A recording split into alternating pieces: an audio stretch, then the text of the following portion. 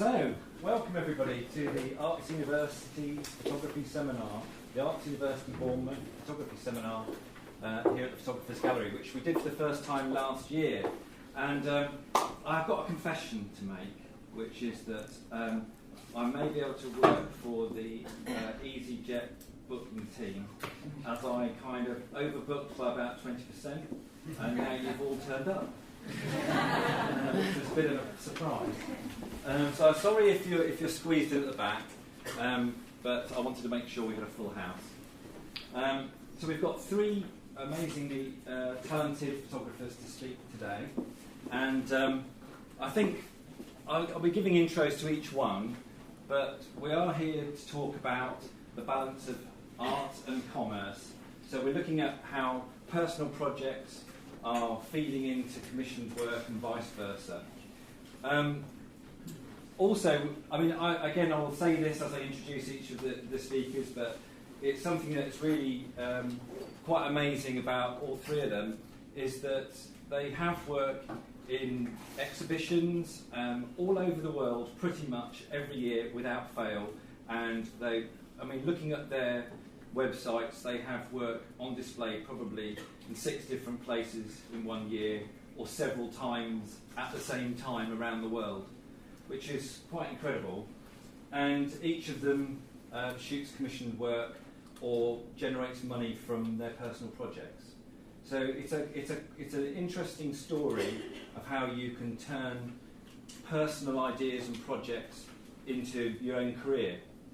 So we're starting with Julia, and I'm going to embarrass her by reading a piece of... Oh, God. Julia is a worldwide acclaimed and exhibited fine art and commercial photographer. Her body of work encompasses 12 major projects spanning the last decade. The foundation of her fine art success was Teenage Stories in 2005, an evocative narrative of the transition of teenage girl to womanhood. In Feral Children 2015, Julia narrates the stories of 15 cases of feral children spanning the 18th to 21st century.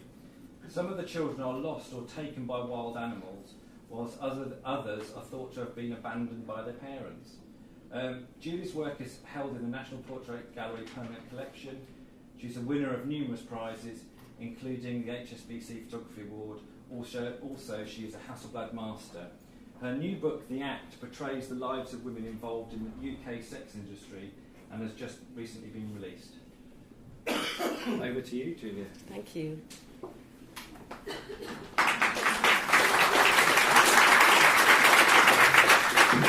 I'm coming out of the spotlight. That's what you're looking. Okay, so he's to blame. My father. That's how I got into photography. He was an amateur photographer, and his passion was to photograph women. Women everywhere. We lived in Germany and moved to America in the 1970s, and that was when fashion was at its zenith. And women were wearing shorts, braless tops, and knickers being shown everywhere.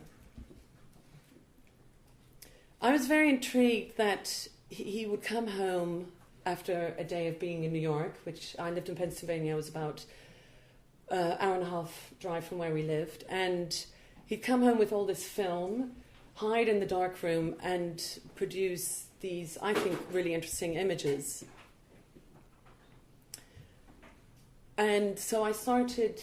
I was so used to having a camera also in my face, because he was photographing us children as we were younger, and just everywhere he went, he always had a camera on him, and I was very, very intrigued by his photography and how you can actually just capture something within a split second and process it and print it and come out of the darkroom, and there are all these beautifully interesting images.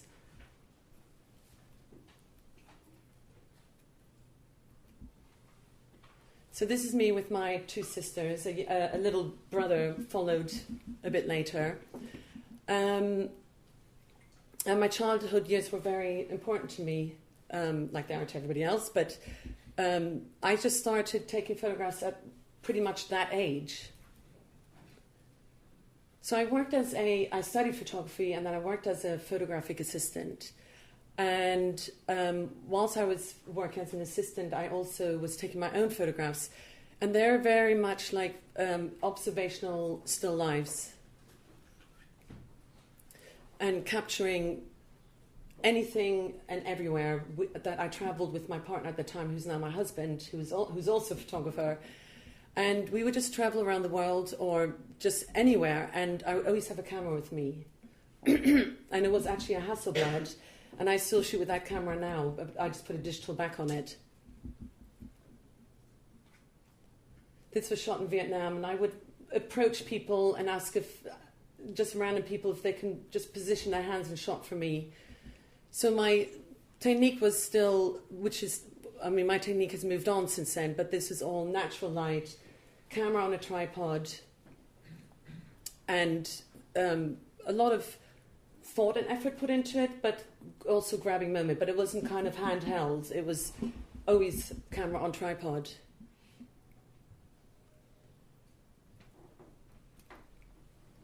I was very influenced by William Eggleston, who to me is like the god in colour photography when colour came out, and I thought he was always such an amazing photographer. So he was my main inspiration and still is now.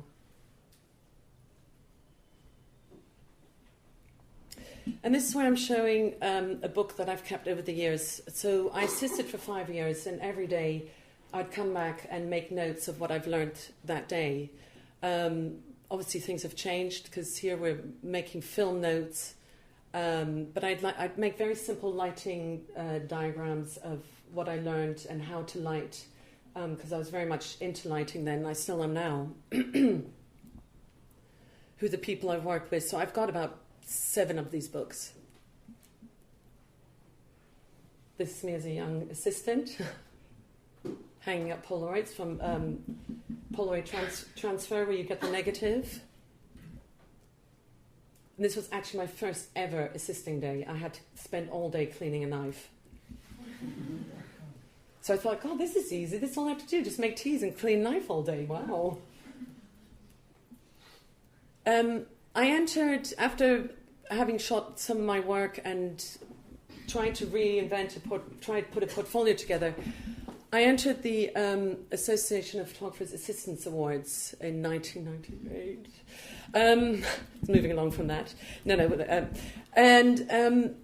The reason why I'm showing that is because that was a very important time for me, because then, and I still think now, a lot of art buyers go to these award evenings and they look for young talent. And I was picked up by a German agent who represented me, and within probably a month she got me a big advertising campaign in Australia. I think the budget was about £120,000 to travel in Australia and shoot for Astor cigarettes, which don't exist anymore. And that made me available not to have to be doing advertising, to be an assistant anymore. So I was kind of branching out slowly as a photographer. But I was getting a little bit frustrated with advertising very quickly, because I realized that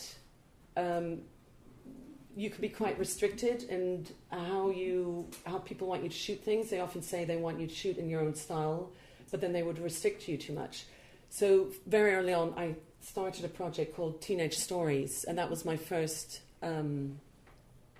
personal work that I shot. And the project is about my childhood, my years, reflecting back on my life, how I felt as a teenager growing up and through the adolescent years.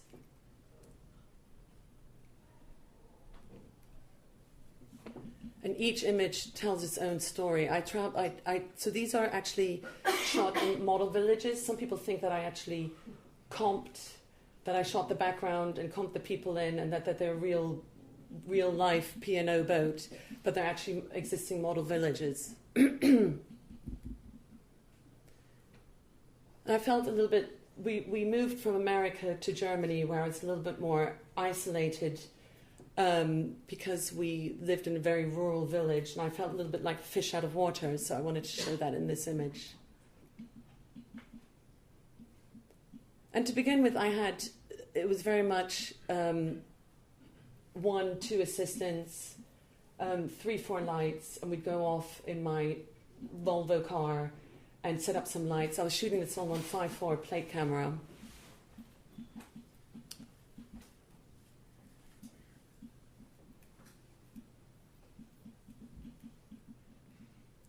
This image is of my little brother, who, when I was 10 years old, I basically had to look after him. My mother was obviously around, but she was quite busy with housework and looking after other children. So I wanted to show this image of a little boy crying, but actually he's not quite as cute as my brother was. So that's my younger sister and my brother. So this is an image that my father took.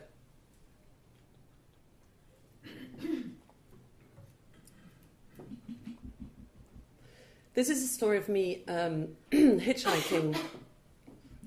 So my parents didn't know this, but I kept my pocket money, and that was meant to be for the train fare, and hitchhiked to school every day and back. And I did that for about nearly a year until my parents noticed that that's what I was doing. And sometimes I'd be on my own, and sometimes with a friend. I mean, hitchhiking was much more popular then than it is now. People don't really hitchhike that often anymore.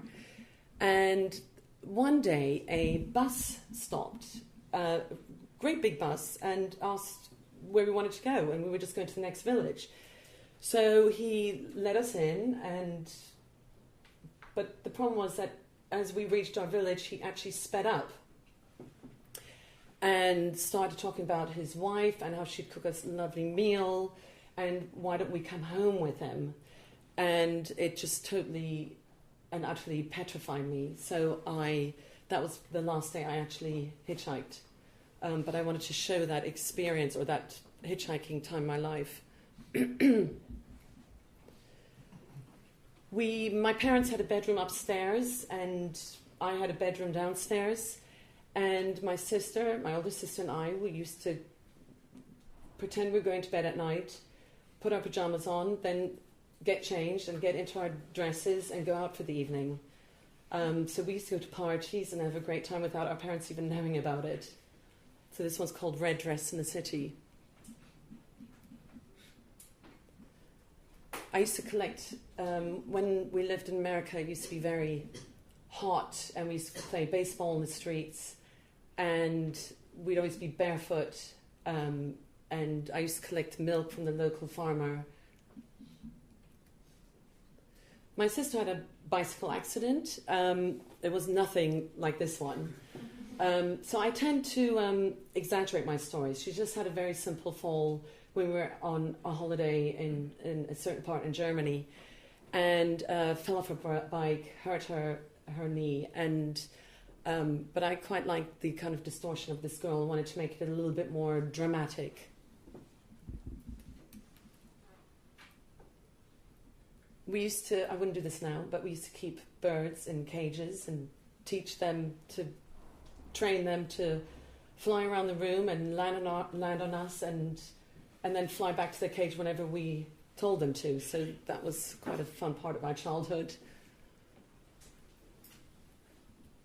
This is an image that I shot. It was one of these random images that I just really loved, of girls catching butterflies. And as this seminar is a little bit about art and commerce, I wanted to show how a personal image can transfer into an advertising commission.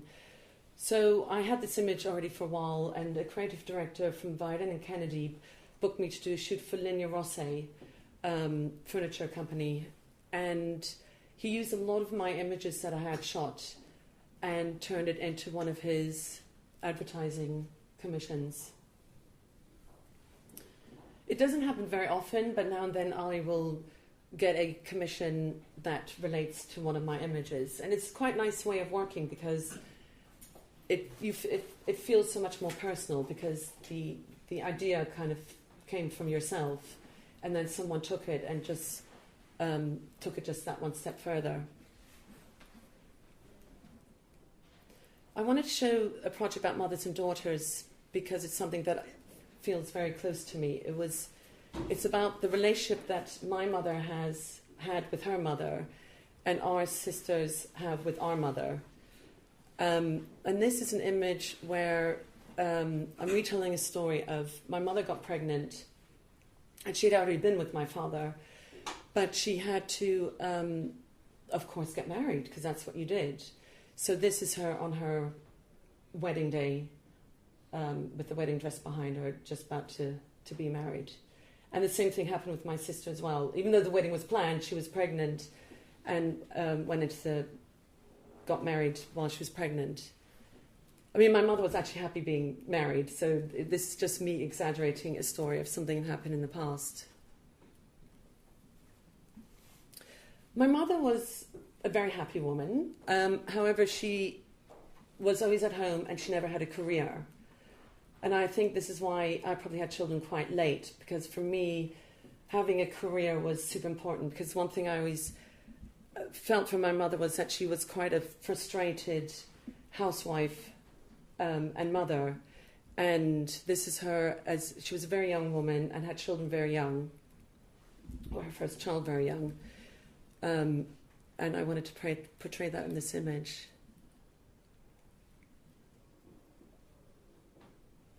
This is also the first time I actually shot people in their real homes. Normally I hire locations I search them through location libraries, then go and scout them and scout them 2 or 3 times and then set up the shoot. But this time I wanted to, even though I'm telling our story of our family, I wanted to still have the connection of the real mothers and daughters in their homes. What I loved about this house was it looked so American, and that's one thing that we used to do, was trick-or-treating in America. My mum was a real strict health foodie, so whenever we went trick-or-treating, she would take all the bags away from us, and I'm not sure what she did with them. I know my dad ate all the Milky Ways, and she either put them in the bin or gave them to other children, but we certainly never saw any of the sweets. Birthday parties and birthdays were always a huge event. This is obviously after the birthday party, so all the friends have been, and this is the anticlimax afterwards. My mother would always sew all our clothes. She would sew her own dresses, and it was always a big event. She would bake all the cakes, and it would always be at our house. Every shoot that I do goes into very fine detail. For example, these lanterns are brought over from Germany, and I try and bring in as much as possible that related to my life as a young person.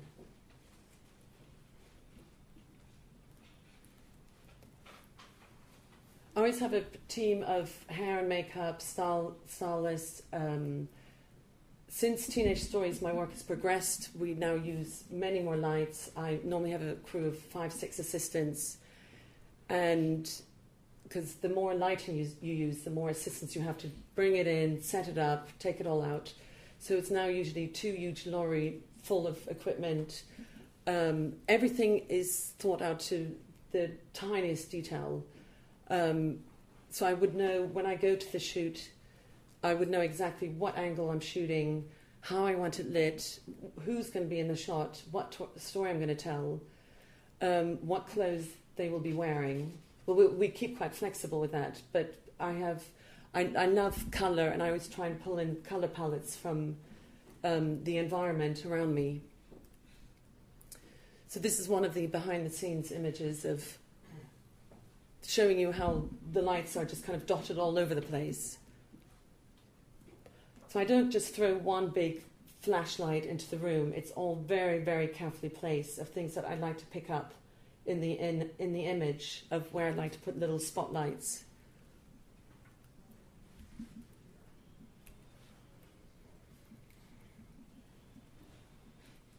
Funny enough, when I was assisting, I actually bought the flashlights from the photographer, and I still have the old, really old Ellencrumb packs still now that I still use. So my mother was a little bit controlling, and still now she'll say, surely you're not leaving the house without having brushed your hair. And I wanted to show that mother and daughter relationship that starts at a very young age but never leaves when you're a mature woman, that the mother is still treats, well, certainly in my situation, my mother still can treat us girls as if we're still the young children.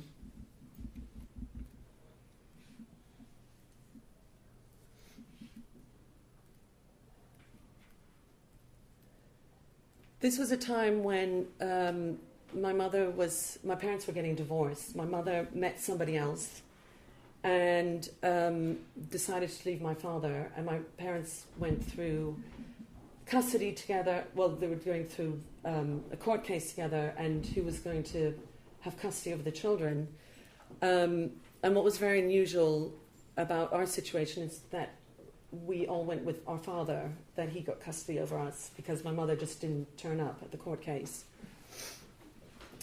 And that took us then from Germany. I had 1 week's notice where my father said, right, that's it, we're packing the bags, we're going. He left the house and everything to my mother and took his 4 children, and we went to we went to England because my dad's English, my mother's German.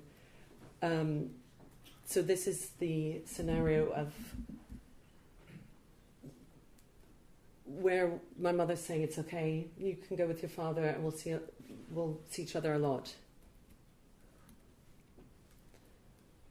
It was quite a traumatic time in our life. I mean, I know a lot of people get divorced, but we were the first family that got divorced, or that my parents got divorced. So it was something also I never expected, because our childhood in my eyes was so perfect and idyllic and beautiful, and I was so close to my mother, who was always around because she was my mother and she never worked.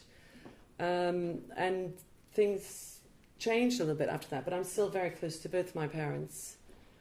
This is an image of old love letters that my parents used to write to each other from Germany to England.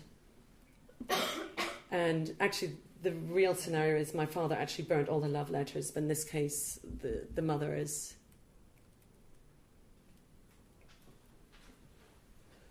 So as my father took us back to, took us to England, I then revisited my mother in Germany, and she had packed up the house and she was waiting for the removal men to arrive. And I wanted to also create that in the story, because I came to the house which was empty, and I felt lost of where I belonged, which country I belonged in, and who I belonged to. I think I started this project because I came to England and I started doing therapy, and I realized certain things that were going in my life why I was unhappy was because my parents got divorced, and it was very much to do with the past. So this project to me in a way was a very therapeutic project that I had to create for myself and go through as a photographer and express myself, and I shot it purely for me to come through that difficult time.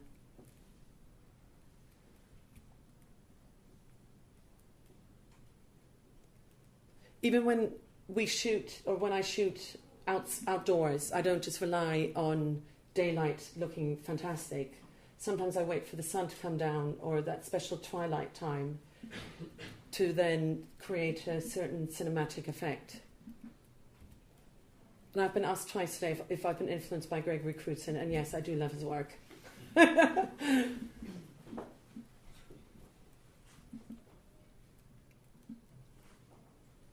This is an old photo album that we still reflect back on of our past, and now that it comes out, where we talk about how life used to be when we were little and how difficult this time was.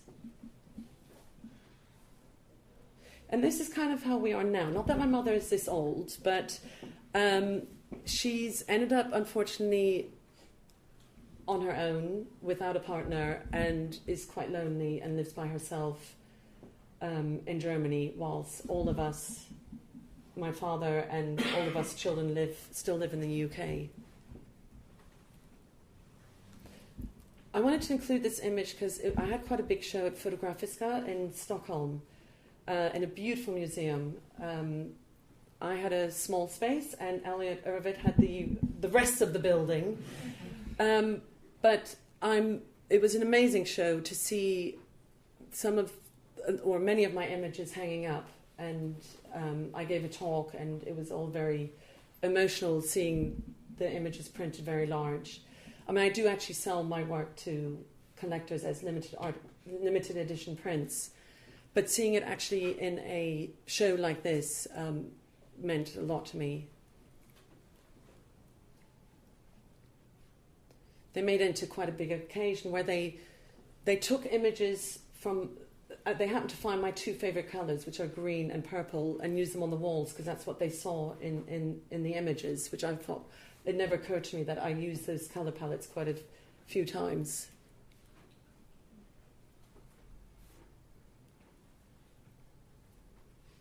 I was asked to go to Tokyo to have an exhibition and give a talk.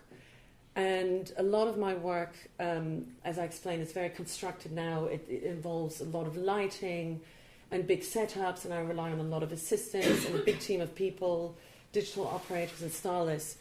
And I thought this would be a great opportunity to have a translator and walk around with a camera tripod, always a tripod, set up, and with an assistant, and set up a scenario that I thought was really interesting, light it, and then grab anybody from the streets and ask them to pose for me. So we walked around with a suitcase with lights, Profoto battery flash, just two of them. I think it was a softbox and a grid. And we just wandered the streets for 4 days. It was so refreshing and fun to have that kind of burden of heavy production lift off my shoulders and just wander around and just stop wherever I wanted to and just put my camera in front of a scene that I found interesting and set up this scenario. I mean, Tokyo is an absolutely amazing, fascinating place anyway, and it's one of the places I would definitely love to revisit. It took me a long time to find someone with interesting, colourful footwear and tights.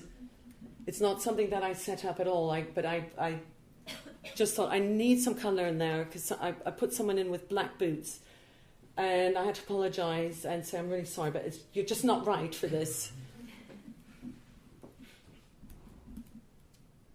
I saw this girl having her haircut in a hair salon. This was actually the first image I took out of these images. And I ended up nearly taking over the whole hairdresser. I asked the people in the hairdressers to please move out of the shot. I closed the curtains a certain way. I put a light, actually I might have had 4 flash heads. I had a couple of lights outside and 2 inside. And she was still waiting to have her haircut 2 hours later. And what I didn't realise was that I was actually, in those 5 days, I created a body of work about, without even realising, single female women in Japan. And there are actually a lot of female single women who are not having children yet because they're putting their careers forward. So I thought that ended up being naturally quite an interesting subject matter.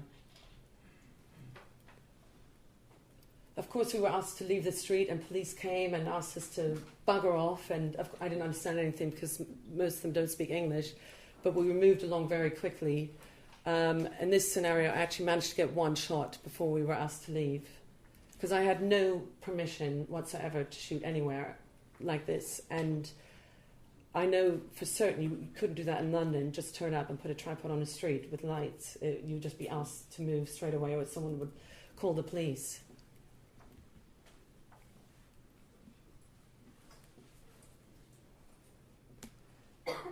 I have 2 recent projects that I've shot. One is The Act, which is a study on sex workers.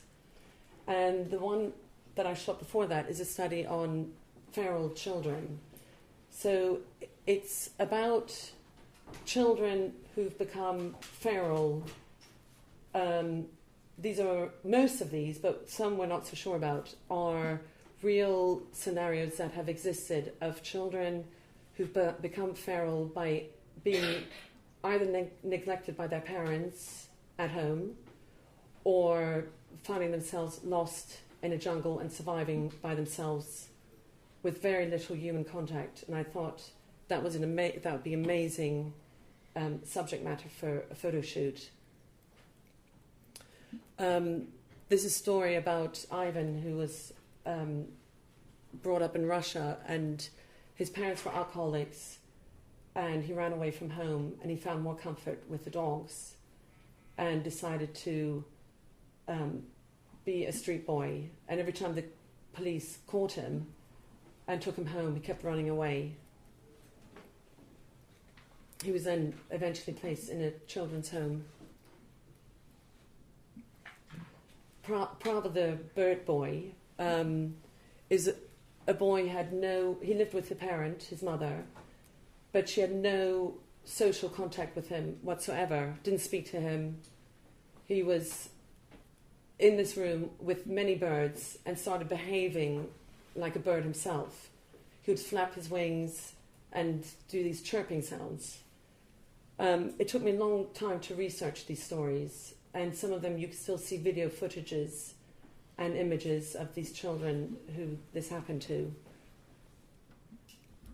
But what really inspired me was the story of Marina Chapman, who was a woman. As a child, she lived in Colombia. As she was playing on the streets, she was drugged and kidnapped and thrown into the jungle, woke up there and survived for 5 whole years by herself, just copying the behavior of capuchin monkeys. If they ate berries, she ate berries, and spent 5 years of her life totally isolated from any human contact. And she got a book published with her daughter called The Girl with No Name. And I read the book and couldn't believe the horrific story of her life that she went through, because then she was found by hunters and she was thrown into a brothel, but she was too young to have sex with, and they basically made her a slave, and then she ran away, ended up living with a mafia family, and her whole life took her back to England, Bradford, and she lives there now. And I met her and got to know her very recently.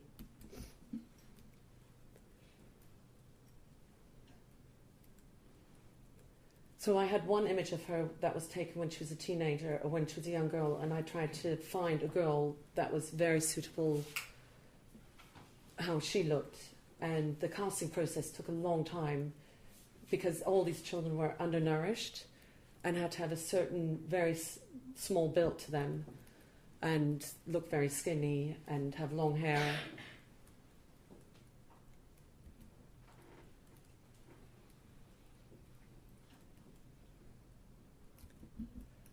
I asked the animal trainer if there's I wanted to cover off having a monkey, because the monkeys used to sit on her and eat from out of her hair.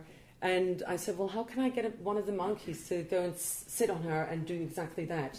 She said, well, don't tell this girl, but we're going to put some worms in her hair. It's okay, just go for it, just do it. And I was shooting away until one of the worms fell out and she just screamed. And unfortunately, I never used that shot, so kind of, yeah. This is Marina Chapman on the right, and her daughter Vanessa, and I met them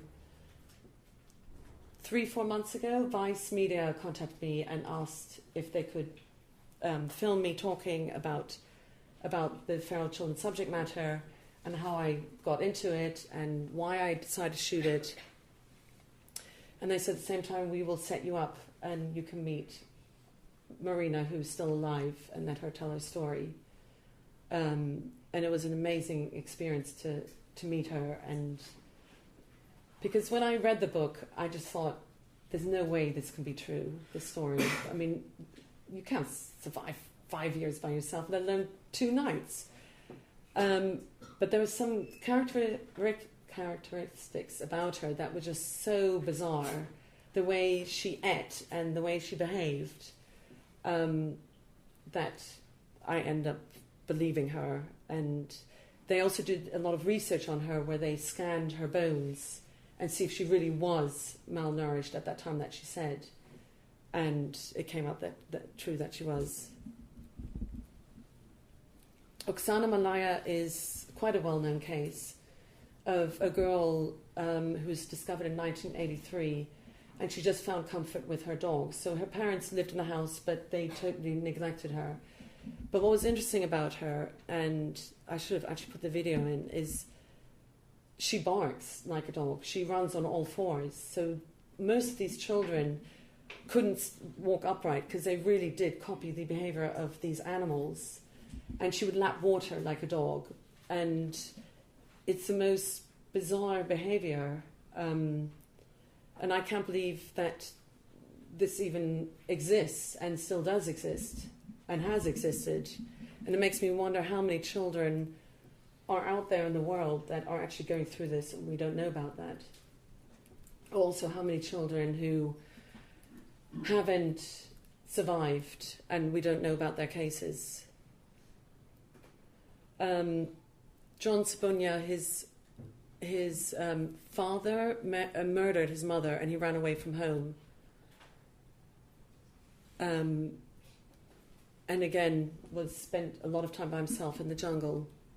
So just for your reference, I only had one monkey, which I shot over and over and over again in different situations. This is a beautiful place in Wales called Puzzlewood, and they've shot the Star Wars film there, I think maybe possibly also Harry Potter. And I'm really amazed that many other photographers haven't actually been to this place because it's very mossy and it looks a little bit like a rainforest. It's very incredibly magical. You actually have to pay an entry fee to go there and visit. And we had to carry a lot of the equipment right deep into the... It's not a huge place, but we had to carry a lot of the equipment into the forest. And we spent 3 nights there and worked very hard for the 3 days.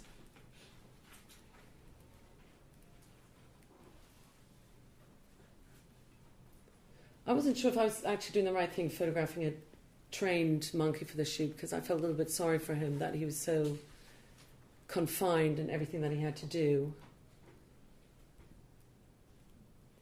This is a sad story of a very young mother who is an alcoholic and just totally, again, neglected her daughter, would just throw the bones, leftover bones from the cooking to her daughter and the dogs, and just treat her daughter like a dog.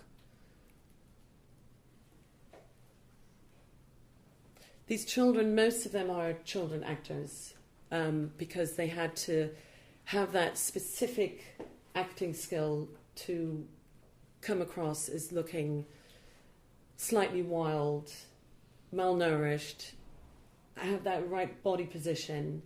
And I don't have a studio, so they would come to my house and I would cast them there. And I saw hundreds of children. First, obviously, by email and just seeing pictures and then narrowing them down and then meeting each child one by one. And I asked them all the same question: are you happy to do the story? This is what I'm trying to show. This is the story. Are you happy getting dirty? And none of them had a problem with it until it came on the day where we had specialist hair, makeup, special effects for bruising and scratches and dirt. And unfortunately, I nearly made all the children cry because they were just horrified the way they looked. And they were just, some of them were very uncomfortable, but I'd gone that far into doing this project, which took me a year to produce, that I had to shoot it. So we shot it very quickly and got on with it. So this leopard obviously was not in the location. There's an amazing place just outside London where you can actually, it's called A to Z Animals, and you can go there and photograph leopard through a cage. What you do is you set up all the lights inside first on a big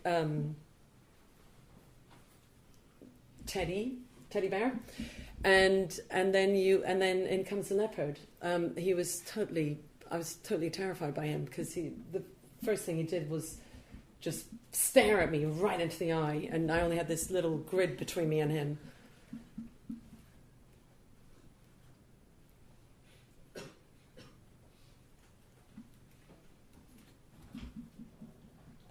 Sujit Kumar is a boy who ended up living with the chickens in a chicken coop. He's actually in a home now by a woman called Elizabeth Clayton. She's an Australian woman who is a very wealthy woman. Her partner died and she didn't know what to do with her life and set up this home for children who've been in this situation, who've become feral. And even though he can't walk and talk properly, she's been looking after him, I believe, the last, 10 years. So he eventually found a good home.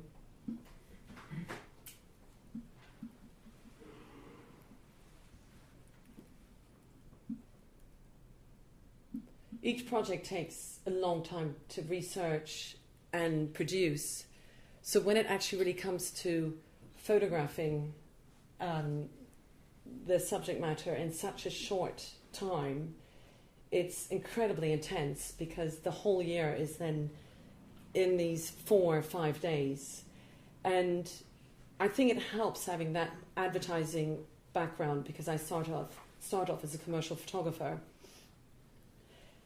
It helps having that background because when you actually do a photographic shoot for advertising, you have to create a mood board. You have to have everything set in place. That gets the whole production has to take place, so everybody knows what's happening when it actually comes to the shoot.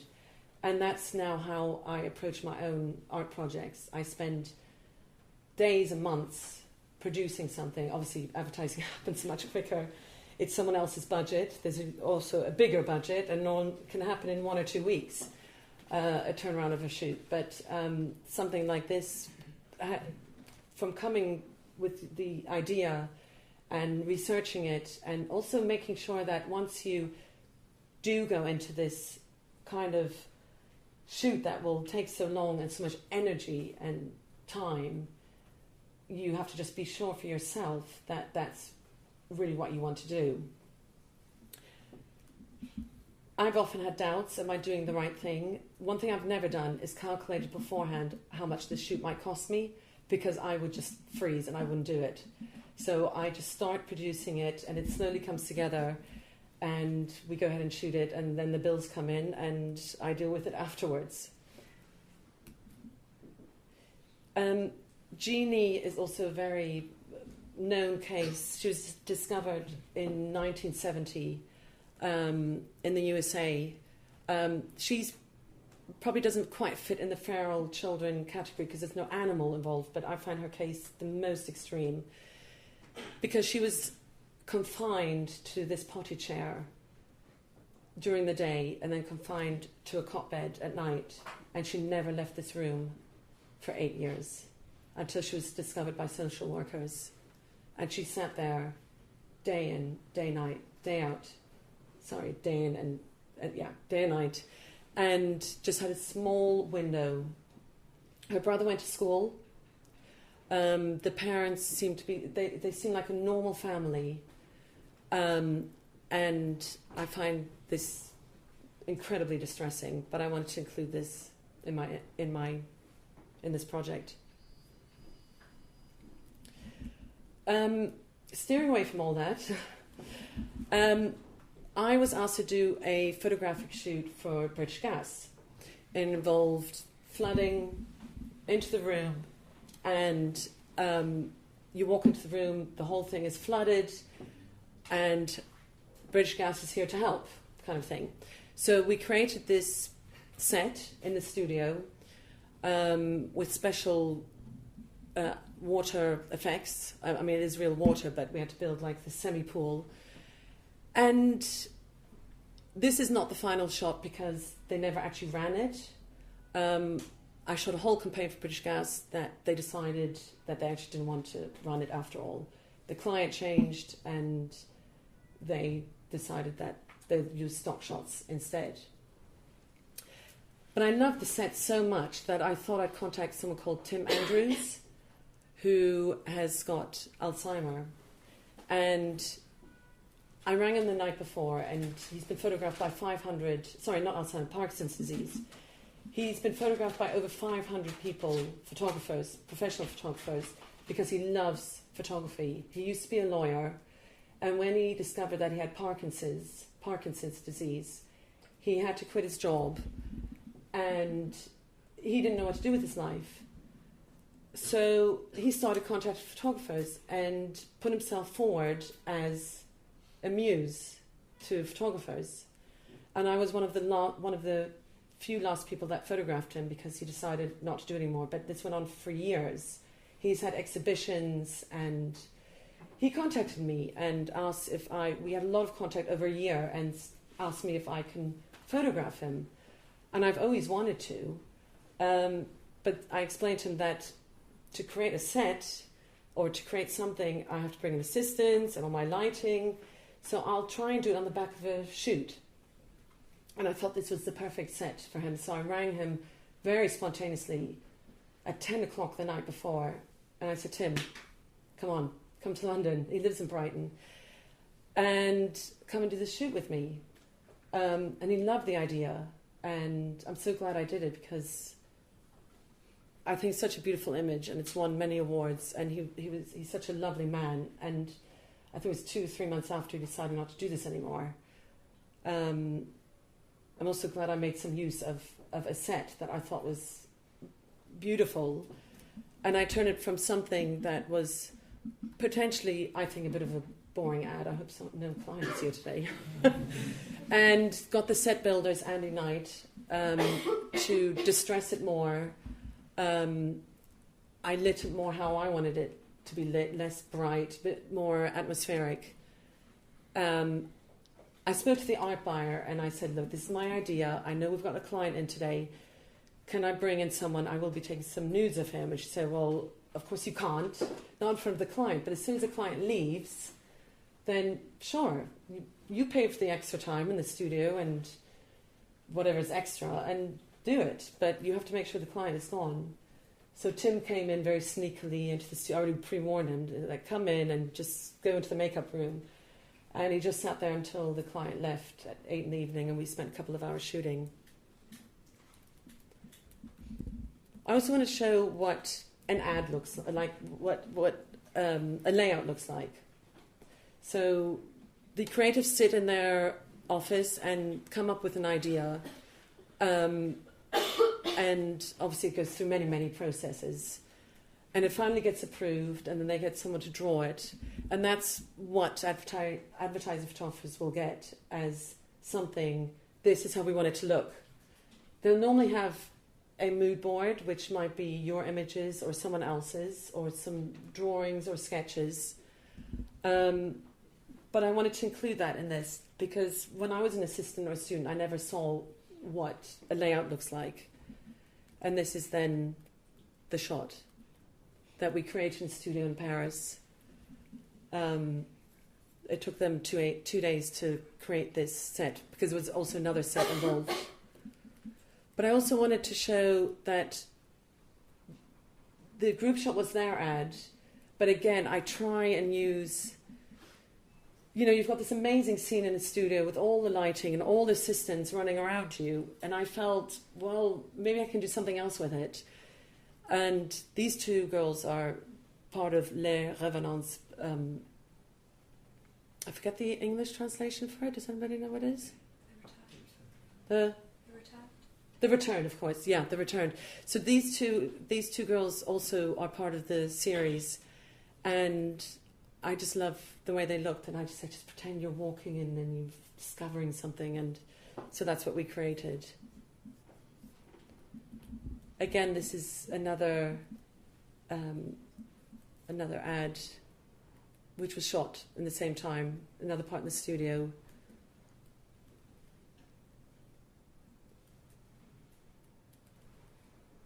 These flowers were in the end hand painted, which I thought was nuts, because there's so much you can do in post-production these days, but they wanted it to look as beautiful and real as possible.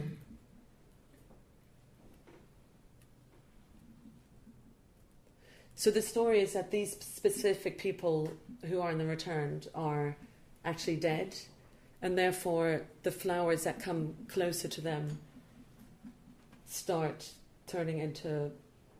dying and turning into roots and mush.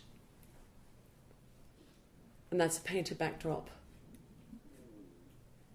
It's quite rare to get these. For me, I find it's an interesting shoot, and it's more in keeping with my style, and it's quite rare to get something that's quite creative and fun to work on. Okay, so I've just realised the time. I've been talking for 50 minutes. But I want to show a shoot I did for Campari Calendar with Ava Green, the James Bond actress. I was asked to photograph the Campari Calendar 2016. And they made this big thing that I was the first female photographer to shoot their calendar in 16 years, which amazed me. Why are there not more women photographers doing this kind of thing? But that's a whole different subject matter we might get into in the Q&A later. Why are there not more female photographers shooting advertising? This was the biggest set that I've ever worked on. We had counted 90 people. It was just incredible. It was shot in Budapest, and we took over the hotel room and we created scenes in existing locations with set build. And the whole time they were filming Ava, they were filming me, and the whole thing was just recorded in a very intense way. So it felt like I was like this kind of superstar with Ava Green. She was only allowed to be on set for 20 minutes at a time. Her agent was there, and they made sure. So we were under a lot of pressure, and we had two teams of assistants. So while I'm shooting one, the other team of assistants would go ahead to whichever location it was and set up for the next shoot. So it all worked like clockwork, and it was the production had to be absolutely perfect, and the timing as well. Sometimes I wasn't quite ready for her yet, but I wanted to make sure she was happy, and I didn't want it to be an atmosphere. So I would get her in, have it all lit for her, and then I'd carry on lighting the rest of the scene once she left, because we could be there till midnight, which sometimes we were.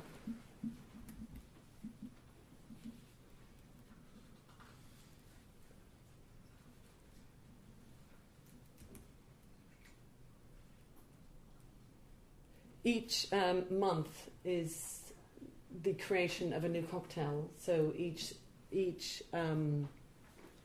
image tells a story of how that cocktail is created.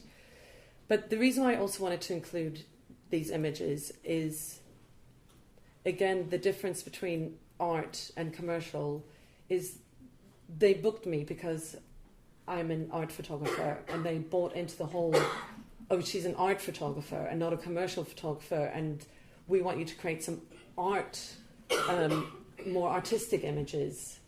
And therefore, the art and commerce can mix, and you can use one and make it work for the other.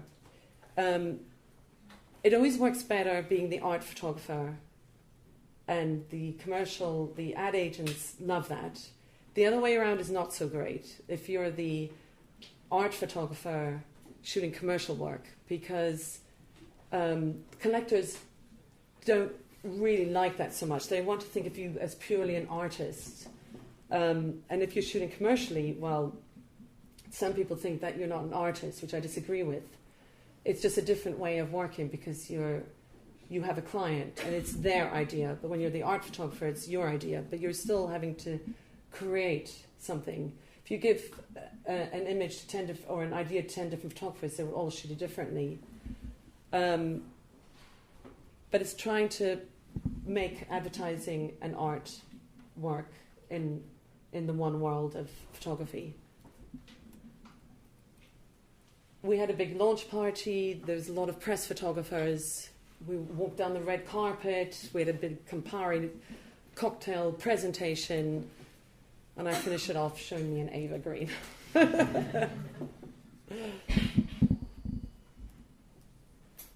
So that's it. That's I have got a video, the making of, which I will cringe. If you want to watch it, I can play it and I will walk out. Or we can just have it. And I also have a very often photographers get asked to do a treatment. How before you get the job, how do you? It's basically you're half producing the shoot already. How will you create this shoot? So I've brought a treatment with me that I printed out for this Campari calendar. If anybody wants to see it, I can hand it around and you can have a look at it, of what to include in a treatment. Because that's something I never saw when I was an assistant, and you get asked to do this more and more. It comes more from the director's kind of world, and then it came more from the New York advertising agencies always asked their photographers to do treatments. And now it's happening more and more. Nearly every job now in London is treatments, and they're incredibly time-consuming. And sometimes you get the job, and very often you don't. And you put a lot of effort and energy into it. Okay, thank you very much, Julia.